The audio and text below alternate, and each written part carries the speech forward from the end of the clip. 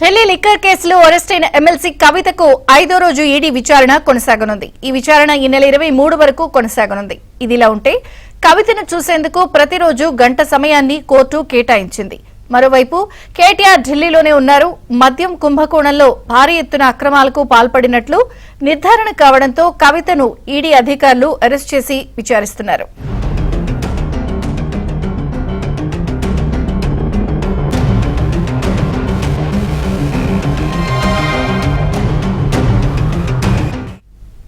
Delhi liquor కేసులో arrest అయిన MLC కవితకు 5వ రోజు ఈడీ విచారణ కొనసాగనుంది. ఈ విచారణ ఈ నెల 23 వరకు కొనసాగనుంది.